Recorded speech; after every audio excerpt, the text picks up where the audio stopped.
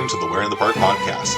This is Kevin, and this is a special episode. You see, last weekend, Amanda and I were at SeaWorld San Diego doing some research for our episode about the holiday time at SeaWorld, and out of pure luck, the park was having a special pin trading event with the park president in attendance. We went over there and were able to chat with him for a while, and well, we invited him to join us for an interview to talk about his career and what it takes to prepare SeaWorld for the holidays. And well, he's in our Zoom waiting room, so let's get right into it. Amanda, take it from here. All right. Well, we are thrilled to be joined by Tyler Carter, Park President of SeaWorld San Diego. Tyler, thank you so much for joining us on the show. Thanks for having me. I'm happy to be here. Excited for the fun today. Yes, it was such a joy to meet you officially last weekend at the parks. We have seen you a number of times throughout the years, but to actually chat and talk at the Discovery Shop during the pin trading event last weekend. So thank you so much for taking the time to just spend the day with us and really got to know you and the projects that you're working on. Well, let's fill in our listeners who might not be as familiar with your background. Tell us a little bit about your amazing theme park journey and your path to becoming park president. So theme parks have been my life since I was a teenager. So my first job out of high school was at Disneyland Resort in Anaheim. I'm also a SoCal born and raised as an operator at Finding Nemo Submarine Voyage. I worked for Disney for a total of about 10 years through a variety of roles across attractions, custodial, operations training. And so, I think that was a great foundation in the world of theme parks. And Disney, I grew up to going as a kid. I also grew up going to SeaWorld, Legoland, Knott's Berry Farm, Six Flags, kind of the whole array, Universal Studios, can't forget them, the whole array of Southern California theme parks. And then shortly after the pandemic in 2022, I got an opportunity to come down to SeaWorld here in San Diego as the vice president of operations. And so I said, sure, why not? I'm an ops guy. I love it. So made the jump over to here and have had the most incredible last almost 4 years now. It's crazy in a month. It's 4 years that I've been down here, and I've had the opportunity to do a variety of roles. So leading the operations team, I've led our revenue team, so retail, food and beverage, and warehousing. And then in June last year, took over really everything for the park in California as the park president. So it's a lot of fun. It's like a lot of responsibility, but I think to me it's more fun. And I have an incredible team who supports really everything, whether it's on project management, construction, our zoo team, entertainment, horticulture, maintenance, HR, if I can list every department, there's so many of them, but I have an incredible team that makes my job very easy and look very easy. So I'm very grateful for that. Well, it is very clear that you love your job and your team. You were speaking highly about them when we were chatting the other day, and you feel that energy when you're having fun. We're all having fun. And so I thank you for just being your true self and just having the most fun while you're out and about and doing all these different tasks, because you're pulled in a lot of different directions. Yeah, I think, that's kind of, in my opinion, it's the only way to look at it, is you have to be willing to have fun, let your guard down, get a little crazy. Like at the end of the day, no matter what else is going on, like my job is making people have a great time at a park and helping them separate from reality. And so to me, like, how could you not have fun doing it? Sure, there's days that are rougher than others, but I think that's kind of the special magic that we get to do in this business and in this industry. Absolutely. All right. Well, we have a number of questions for you. We could go on for 5 days with questions, but we wanted to know right off the bat, in looking back at your first 90 days as park president, what were your top priorities and how have those priorities kind of evolved over the past few years? Yeah, no, it's a great question. When I think of the first 90 days, the simplest thing is, what the heck did I get into? But really, in reality, I think the number one thing for me was, I am now responsible for all of the people that not only visit this park, but work at this park. And so my top priority was, how do I learn the businesses I don't know? So I do not have an animal training background. So how can I spend so much time learning from our incredible zoo team about how they do what they do every day? I had spent time in passing. I understood how presentations and shows work, but getting in a wetsuit out there and doing it with them was very important for me, because I think I can only be the best advocate for my team in the park if I understand the needs of each of the roles. And so I will say, to this day, I still have not made it to every single role at this park. But I mean, there's roles like costume laundry that, again, without them, we won't have characters, we won't have shows. The ride mechanics that make the rides go every day, the marketing team, like there's so many things. And so I think my number one priority is, how do I learn and absorb as much as I can to be the best advocate, not only for the guests, but then really my team here at the park. On the reverse side, on the guest experience, is an overwhelming commitment to experience the park as a guest myself as many times as I can. So not in a way to catch anyone, but there's days where I'll just sneak into the park without anyone knowing. And I don't want a crowd, I don't want anything, because I want to live what our guests are living. That's how you find the opportunity. That's how you find the way to grow. We are far from perfect. I think anyone in any business would say that, but we have a team that's committed to making it better and better each day. And so like a phrase we use, there's two phrases we use. I'll say one is world domination. That's one of my favorite ones. But the other one that's much more realistic is, how do we get 1% better each day? And so that's what really our collective goal is how do we continue to push the needle? And so I would say the first 90 days, and all of that continues to today. You make happy ambassadors, you support the team, you empower them. They are the brilliant ones, not me. I do not know how to do every single job. I would not be successful if I did every single job. My job is, how do I remove barriers and unlock the doors from those that have that brilliant idea? And so doing that then translates into amazing experiences for guests. So first 90 days, I think I was on the right path, because it's still my top focus is how do we continue to improve both those experiences.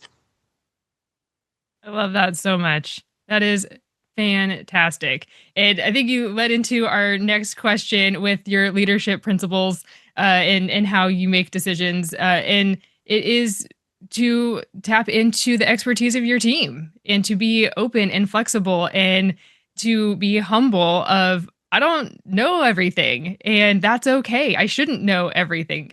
I know all the different teams and where to go for the answers. And so I think that is so key for any business, but especially in a massive operation like a SeaWorld park or a theme park in general. So that is fantastic. I love that. Yeah, I think it's spot on of just, if I knew everything, we don't want Tyler World. My version of reality may not be the best in every situation. And so I think it's to your point of knowing who to ask. And it doesn't matter if it's a frontline ambassador, if it's a supervisor, if it's a manager, if it's a vice president, like whoever knows the solution. My job is to help you get there. And how do we get there? And so I think, we foster that as a team. Our whole executive team is really focused on knowing that none of us are going to be the expert in everything, but we know who to call, whether it's each other, someone else on our team, and not being afraid of that, because all of us have the same goal of making this place the best for the guests, the animals, the ambassadors, and everything in between. Absolutely. It's wonderful. All right, so for our listeners, we are the Where in the Park podcast, and we love going into the details about theme parks and what you're going to find there. And we have Tyler on here, so we can actually ask him questions instead of just trying to look things up online. So we want to talk about the holiday program. If you guys haven't been to SeaWorld during the holidays, it is beautiful. The work that Tyler's team has been doing has really been improving the way it feels and looks in there. And we just have a few questions for him. So we're going to start off with, when does the holiday planning really begin? And what are the key milestones your team has to hit to be ready for opening night?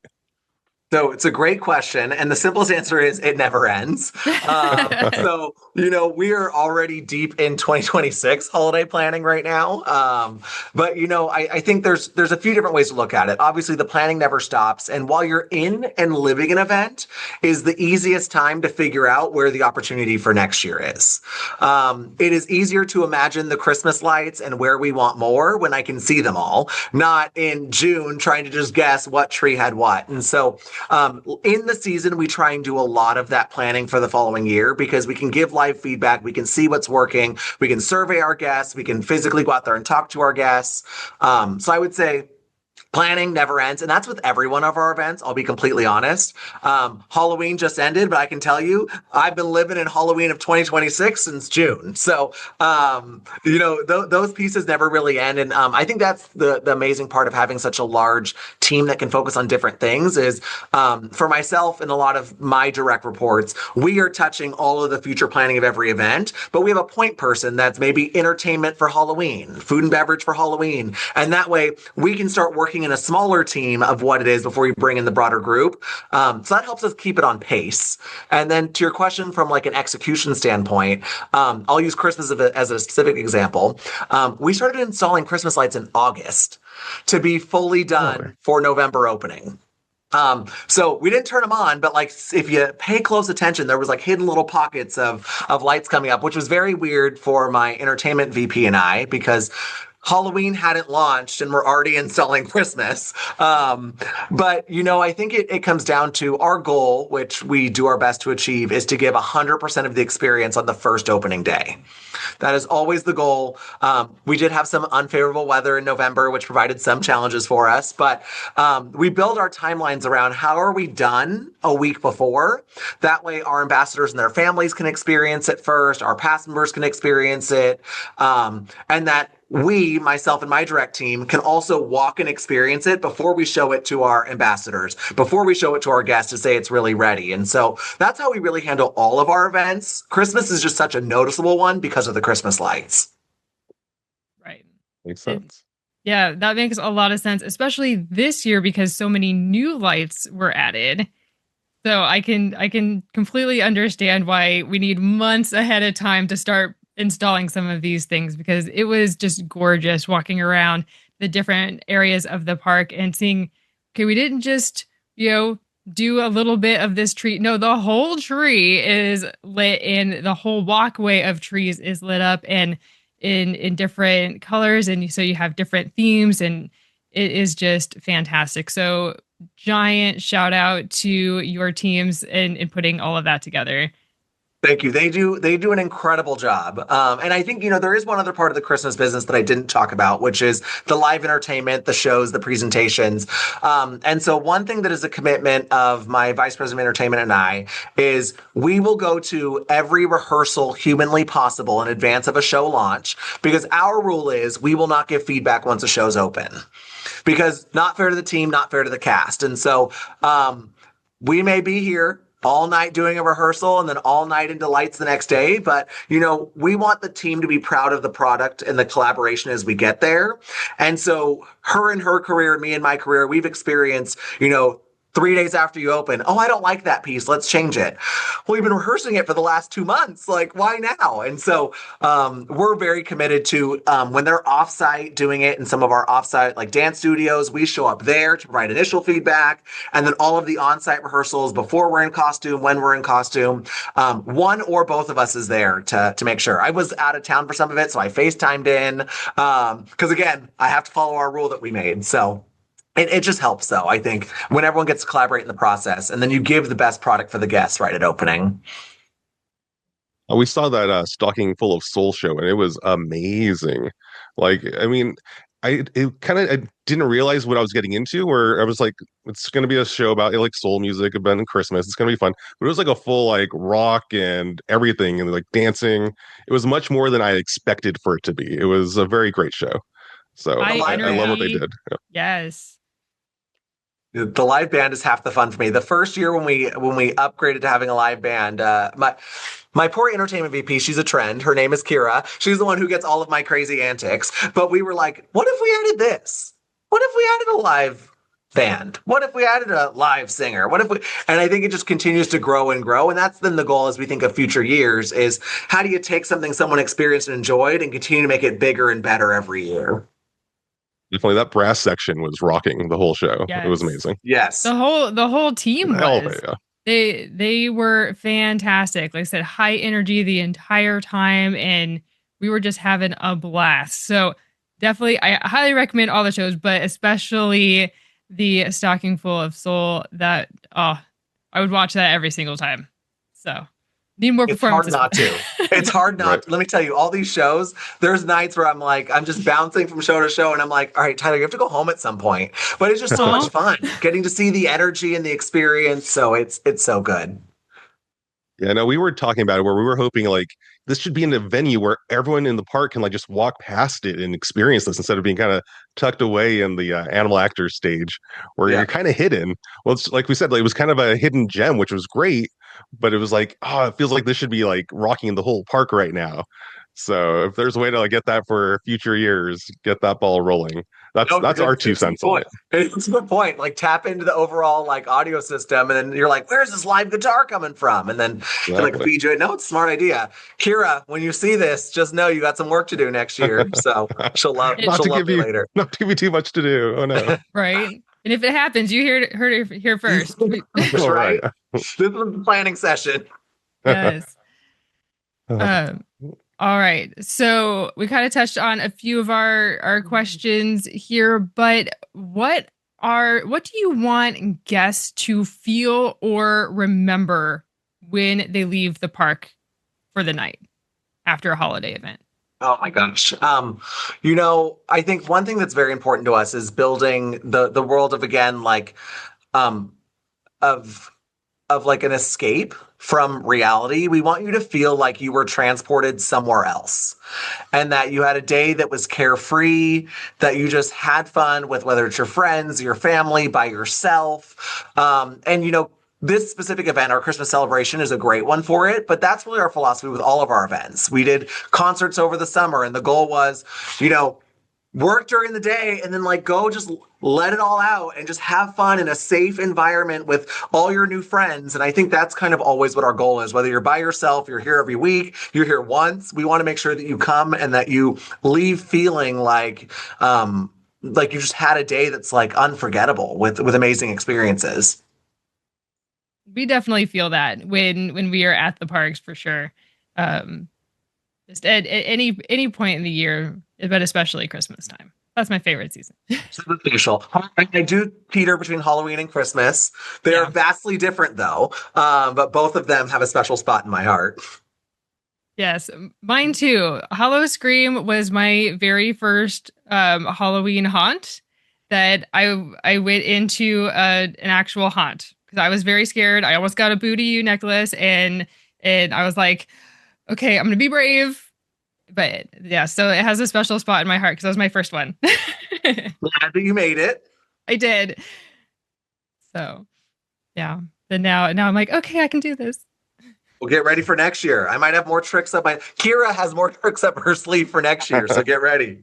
How Wonderful. exciting. All right. So when we met last weekend, you were really excited about the million Christmas lights around the park that are there this year. Roughly how many more lights were added this year compared to last year? Yeah, so great question. I believe we added probably 200 to 300,000 this year, but last year we added almost a million last year. So yeah, it's a lot. I think our goal was to how do you make it bigger and better? And so obviously, as we think about 2026, we've done all of this. Now, how do I get to 2 million lights or 70 million lights or some crazy number? So, but yeah, probably about 200 to 300,000 were added this year. Is there another theme park that you're trying to compete with right now as far as like the most lights in a park, or do you know if that exists right now? I don't think it's attainable. Our sister park, Busch Gardens Williamsburg, they have, I would say, the most incredible Christmas. Just the way they're built for it, set up for it. I don't think I can compete with their amount of lights, but we want to be the most in Southern California. We want to be the most that anyone in San Diego sees. So I think we're doing a pretty good job so far. Most per square foot, maybe. Yep. Yeah, there you go. Well, I know, Kevin, you had a question about Rudolph. All right, so Rudolph the Red-Nosed Reindeer and Friends, they're kind of tucked away in a corner for anyone who goes to the park and kind of like skips where the penguins are. You might miss it, but they're there. They've been there for a few years, at least since 2016, as far as I can find. I was hoping maybe you can confirm when that partnership started and if they'll be returning next year. I don't know the exact year that it started because we've done Rudolph in a variety of iterations. Sometimes with just we were playing the movie for a few years or clips of the movie. So I don't know the specific year. I will say, without committing too much to plans in 2026, is that they have been a consistent part of our plan for now, and they are a beloved favorite of our guests. So without committing too much, I think our goal is always, again, how do we take things that are working or are iconic? And again, Rudolph's an iconic brand. How do you make it bigger and better and stronger in future years? So while I'm not committing a yes, I will say people very much enjoy it. And we like to keep things around that people enjoy. Yeah, Kevin, tell them your story of Oh, it's the true. yeah. When we go to the parks, we often go around taking photos of all the details because again, that's kind of our wheelhouse. Yeah. And I was in kind of the corner in between the turtle reef and the penguins. It was just like this kind of walkway where not a lot was happening. I was just taking photos, and I turned around and there was this huge Bumble character and his handler walking right behind me, and it was just me and him. I was like, "Whoa!" I didn't even know he was in the park. I was like, "This is incredible." I had to go find Amanda. I'm like, Amanda, did you know that there's a Bumble walk around over here? We have a full on Yeti wandering SeaWorld here in the holidays. It was magic. It was something that I didn't expect. And yeah, it definitely is one of those memorable moments that I took home with me. Yeah, that's kind of it's an interesting piece. Surprise and delight is such a thing in this industry. And there becomes fine lines of like, when do you broadcast everything and when do you have the surprise and delight moment? And so it's a game we kind of play up and down with a variety of things because I personally love surprises, but I also personally love knowing where things are. So it's how do you balance the two to make sure someone doesn't miss something? But I'm glad you got to have that special experience unexpectedly with Bumble and a Pathway. Yes, Yeah. it's But definitely surprising. and I love seeing Rudolph and any of the characters, whether they're roaming around or it's part of a special photo op. It just brings that kind of immersive experience to life, and in different ways. So I know the line was out the door for that Rudolph photo op, kids and adults. Especially there's something nostalgic about that whole franchise, and it's a recurring, year after year watch. And so you have, the littles that are like, okay, I know who Rudolph is, but who are these other characters? And then the adults are like, oh man, let me tell you, this is a Let me give you the fantastic. history. Yes, exactly. So it's a way for, families to bond over the same franchise in different ways. So I love that so much. So. Love it. Well, what is a behind the scenes challenge that most guests would never think about or realize? And how does your team solve it? Ooh, I wish there was only one. I think there's a variety of things. I mean, the maintenance and upkeep of a theme park. We are like a mini city. I will tell you right now, outside my door, we have asphalt being poured because we're replacing a bunch of asphalt and we're replacing concrete in the park. And I think it's, the logistics of trying to execute all of these things with the least amount of impact for the guests and the ambassadors. I think we talked about, there's a lot of concrete we're doing in the park right now. There's never a great time to do it. And so Right. it's how do you do it in the least impactful way, knowing that the broader impact of it is going to be worth it. And so I think just the true behind the scenes piece is how do you put the entire puzzle together of construction. And we do things like power outages to fix valves and brake lines and electricity and like all of those things that are, you think of like your house, you deal with all the little things. We deal with that times every single facility, plus add thousands of animals, plus add millions of guests. I think that's probably the hardest piece that people don't always see, but it's also so much fun. My office, a few other offices here become like war rooms, and we're like slapping up all the things that have to get done, and then we're trying to figure out how it all plays together.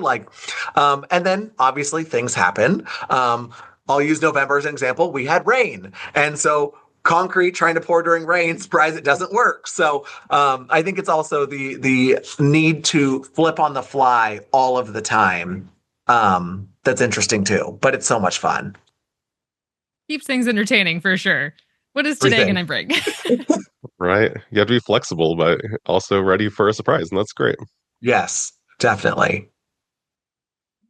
Yeah, I know we were surprised by some temporary walls as we were walking around the park. Like we feel like we know our way around. It's like, oh, can't go this way this time. So you guys did have it where it was easy enough to get around, so we appreciate that.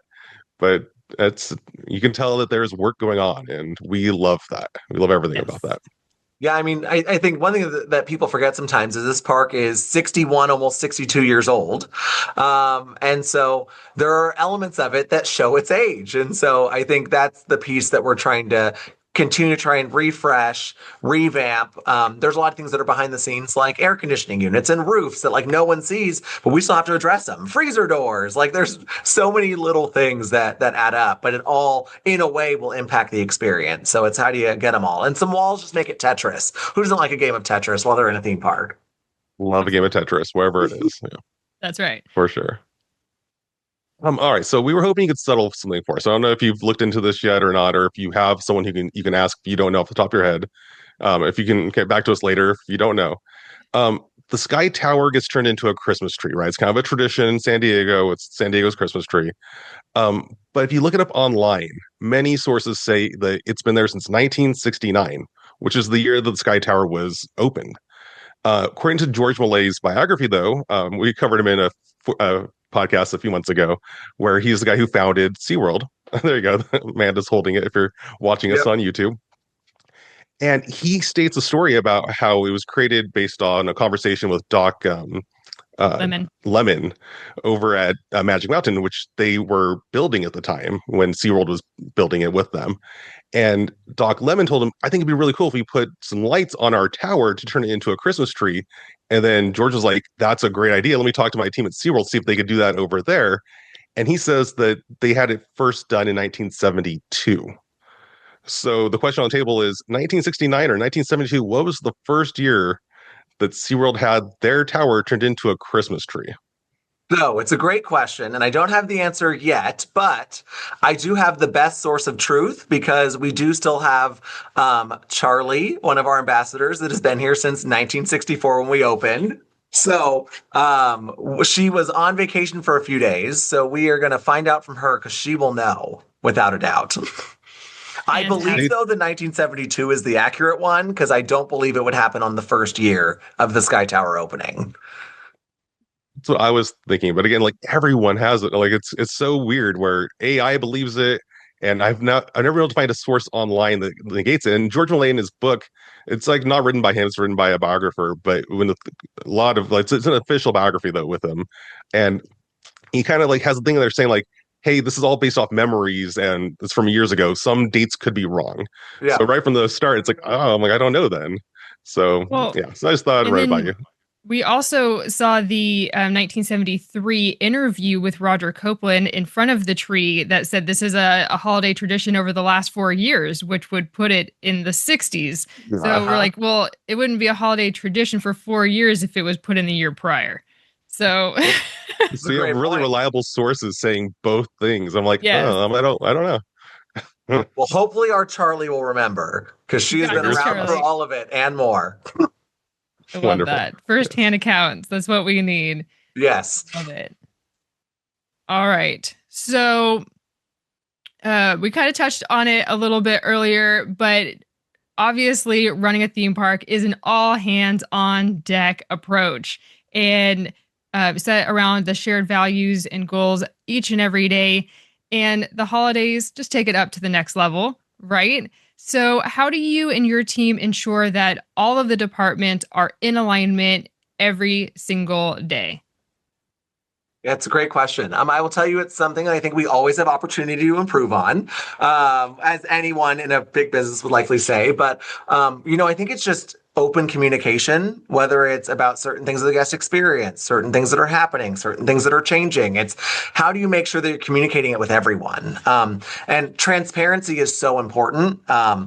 Obviously, there are things in my role that I can't tell everyone on the planet, but what time the park opens and closes today, I'm pretty sure everyone can know. And so I think it's just building a culture around one, communication, and two, like an openness for a two-way conversation. And so a joke I tell a bunch of people is like, my door is always open unless it's closed. And like right now, my door is closed, but that's because we're talking. The second we're done, it'll be open. But I think it goes back to encouraging an environment where anyone feels comfortable asking a question to anyone. It's not about job titles. It's not about who you are, how long you've been around. It's who has the right information for what we need and what's going on. And so that is a cultural thing that's very important to all of us here, is that all of us, especially as the senior leadership team, like anyone can ask us anything. And as long as we are allowed to answer it, we will. And so I think that stems into how you get things going and communicate it out in the world. There is always opportunity, though, to be better. Yeah. Well, we definitely thank you and your team for taking the leadership and ownership of that and making, because like we said, it's all hands on deck and there's a lot of moving parts. So yeah, communication is definitely key. Yes. So, in looking ahead to what is to come, there, like we mentioned, there's a lot of construction walls going on right now. Lots of exciting things happening. Whenever we see construction walls, we're not like, oh man, that's closed. It's, oh man, what's coming up next? And we get super excited. So, what can guests look forward to in the next year or two at SeaWorld San Diego? I love it. This is when your view on the walls is the same as mine. It's the best. Yes. So I think one of the most exciting is our shark encounter, which is currently under a major renovation right now. That is our big marquee attraction for 2026. So I can't go into much detail yet about what is going on in there. I can tell you I was all up in the site yesterday, and there is a lot of work happening in there, and we are super excited about it. But that's going to open this spring. And so I think that's going to be a very exciting thing for guests to get to experience again and kind of feel it and live it in a new way. We're really excited for our Dolphin Stadium to reopen. There's a lot of work happening there for the animal side of the experience. And so I think those are two of, I would say, the big items that I can share. I will tell you just from an overall lineup perspective, we are so excited about the little things up our sleeve for next year, whether it's with Mardi Gras, Lunar New Year, Seven Seas, Summer, Viva La Musica, obviously Halloween and Christmas. I'm probably missing an event, Inside Look, Red, White, and Blue, Bands, Food, and Barbecue. I can name them all forever. We have a trick up our sleeve or multiple for every single event next year. And so I think, we're starting to roll into the 2026 calendar of sharing what's happening on the entertainment schedule, on the operating schedule. And so to guests, I'd recommend follow us at SeaWorld San Diego. Instagram will give you great updates. TikTok will give you great updates. But there's a lot of exciting things for next year. But this year's not over. There's still, I would say there's like 20-ish days left of Christmas. So, through January 4th, come see our amazing Christmas lights because you don't want to miss it. Definitely. Great. Highly, highly recommend. And we are so excited for that shark encounter because all of the new technology and storytelling that went into the new jellyfish experience, which if you have not experienced that, that's also another reason to go. Well, there's millions of reasons to go, but definitely check that out because it is gorgeous in there. And so, we talk all the time about storytelling and interactive environments and immersive experiences. And so we cannot wait to see what you guys have planned for that shark encounter. It's going to be fantastic. Thank you for bringing up Jewels of the Sea. That's our pride and joy of this year. And it was a labor of love. But to your point, though, I think technology's gone in so many places, and we get the great opportunity to tell incredible animal stories and incredible conservation stories, and leverage multiple layers of dynamic media and signage. And when I can go in the third gallery of Jewels of the Sea, I can just sit there for hours and just be mesmerized by the video and the animals. Like it's so incredible. Absolutely. Hands down. When you go into that third room, you're like, whoa. You do want to sit there for hours. It is gorgeous in there. Yeah, first time I The saw LED, yeah, the LED screens and the jellyfish. It's like this place is really up their game. I love it. Yeah, and what was really fun was, all of the lighting in the jellyfish chrysals are tied to the storytelling of the LED, but we had to change it like 10 times because of the species of jellies and what they were looking like and how do you accentuate their features. And so it's like those little details that no one realizes. There was 30 of us in there watching every single clip and flip to see what colors worked and which ones didn't by tank. So it's all those things though that show how you can immerse guests in a different way. And obviously our core mission is telling the story of animal rescue, conservation, education. Like that's what everything comes back to, is how we tell the stories to make the world a better place. So another amazing part of my job is that is what we do for a living. Definitely. I know you told us it's not one of our questions on the list, but you mentioned that you went on a rescue trip with SeaWorld, and that's something that I know that they've been focused on lately, and we appreciate that. We always tell everyone like, no, SeaWorld does a lot of really good work for sea life. Can you touch on that just a little bit for us? Yeah, so our rescue team works 7 days a week, 365 days a year. You call, we answer, and it's a variety of things. It's sea lions, it's birds.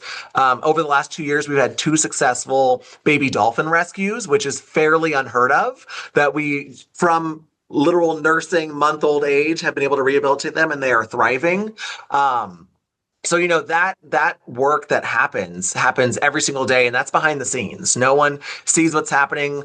Again, turtles. We've got turtles from other places. We go get the turtles, and our goal is always how do you rehabilitate and return them to the environment. I've had the opportunity to go on returns where it's like the very emotional side of the team for the last 3, 6, 9 weeks, months, depending on the situation, have been rehabilitating these animals. Now we get to return them back to the wild to go thrive and live their life. I've also got to go on whale disentanglements, a net disentanglement, which was probably the craziest thing I've ever done in my life. I tell everyone, like, I never believed there'd be a day I say that I was on the rescue boat helping disentangle a whale. Like that is not what Tyler Carter believed his life was going to be. Ride operator 15 years ago would not believe that this is where I am today. But it's just a testament to the work that our team does all year long. And so rescue is one huge element, but even the storytelling of our team here in the park to make you care about the different cetaceans and the pinnipeds and the fish and the birds and all the other wildlife. And if I missed anything that someone knows, I promise there's so many animals, but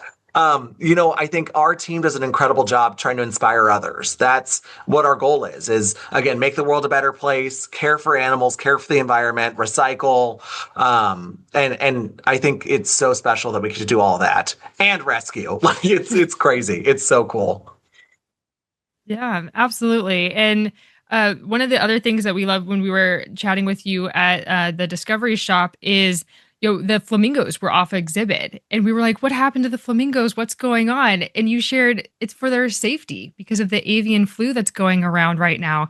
And so the fact that you definitely do care about your animals and all of the animals around the world, but those that are in your care day in and day out, and to make sure that they are protected from any diseases or anything that's going on in the world. So thank you for taking care of them, because that's definitely one of the highlights when we are at the parks. Got to say hi to the flamingos every time. And so when we rounded the corner, we're like, where's our flamingos?